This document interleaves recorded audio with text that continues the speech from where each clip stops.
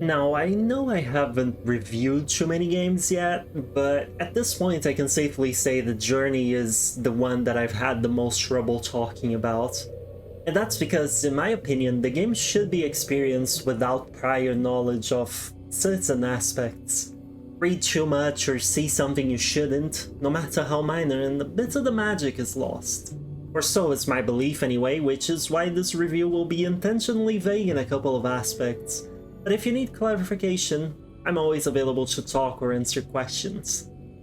It will also have no spoilers. Whatever spoilery information you might find here is available in the game's store description, or reviews, or pictures. So what is Journey? I would define it as an adventure game with very simple controls. You can't do much aside from walking, jumping, floating, and emitting a sound. Your ability to float or jump is limited by the size of your scarf, which you can increase via collectibles. If your scarf's charge runs out, you have to find paper talismans floating about that will recharge your ability for you. While the simplicity in the controls may seem like a negative point, it works very well for the game. It's not a game that needs insane movement, crazy maneuvers, and a high skill ceiling. It's an experience more so than anything else. And let me tell you, it is one hell of an experience. There are a few main factors that contribute to it being so good. The first to highlight is the gameplay. When you start the game, you will find yourself in a world of sand. And that is how you spend your time in Journey, walking through a mysterious world mostly covered in sand. You'll find ruins and landmarks along the way, and every single place you go through is honestly a joy to explore. Simple puzzles will permeate the way to your objectives, but solving them isn't a challenge that will get anyone stumped. The game is not meant to be hard. Every once in a while, you may also come across collectibles. There are two main types, ones that extend your jump/glide ability, and hidden murals. The most useful ones, which are the first, are common enough that you'll probably find a few without looking, which is good because they help your ability to play the game. The game doesn't have anything in the way of combat, but it does have occasional enemies in the form of giant, dragon-like creatures that patrol certain areas. If they catch you, they rip part of your scarf, permanently decreasing your ability to jump.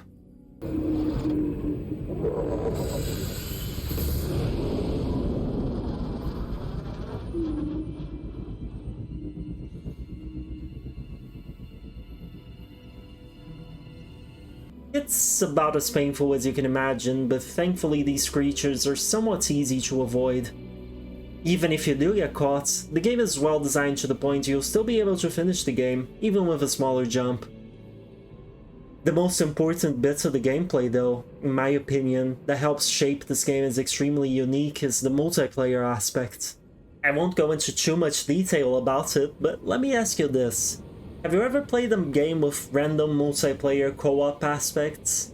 Something like, say, Dark Souls, in which you can summon a random user that you will never see again after your boss fight? Journey is something along those lines, except more magical. More intimate, even. The game is about your character's journey more so than its destination, and being able to share it with someone is a unique feeling that I haven't had since I played this game. Just be warned, you can't really pick this up to play with a friend. Due to the random drop-in, drop-out nature of the multiplayer, it's likely to just not work.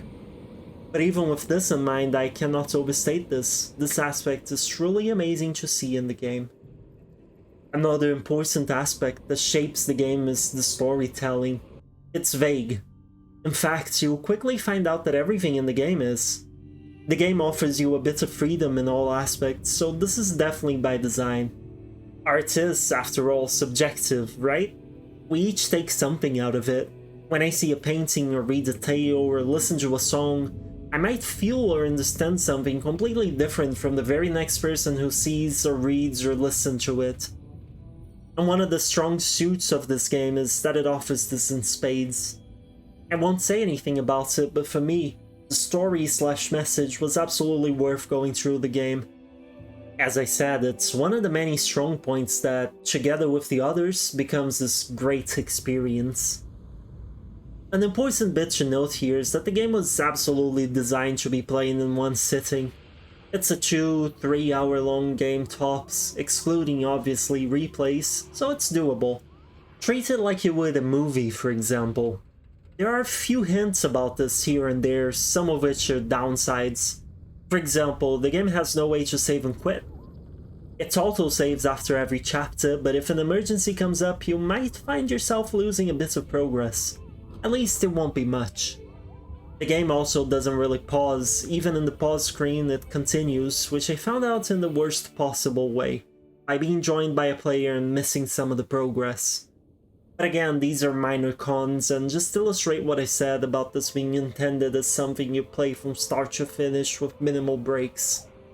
Perhaps the strongest points in building such a unique experience though are the visuals and soundtrack. Those are top notch. The game is absolutely beautiful, and at times breathtaking. It conveys feelings of dread or hope or isolation or whatever feeling it needs to convey masterfully. And overlaid on the visuals, you have an absolutely incredible soundtrack. It is honestly one you should experience for yourself in-game, and probably one I'll be listening to for a long time. Still, here's a little preview of what awaits you.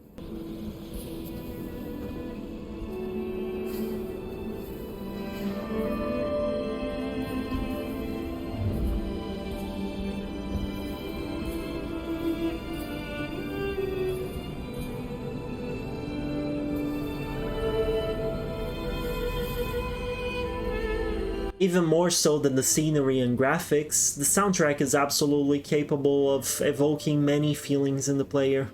And that's not something that can be said for every game's soundtrack. Not a single one wasn't a good fit for what was happening, and none of the tracks felt like it was enough to pair with the others. To close this review, every one of Journey's elements, gameplay, storytelling, visuals, and especially the soundtrack, come together to create this amazing experience that will most likely evoke strong feelings in you, if you're open to them. At least it did for me. This game is slow and it is an experience more so than a game. If you're not in a contemplative mood, taking your time or into slower paced stuff, this might not be the experience for you.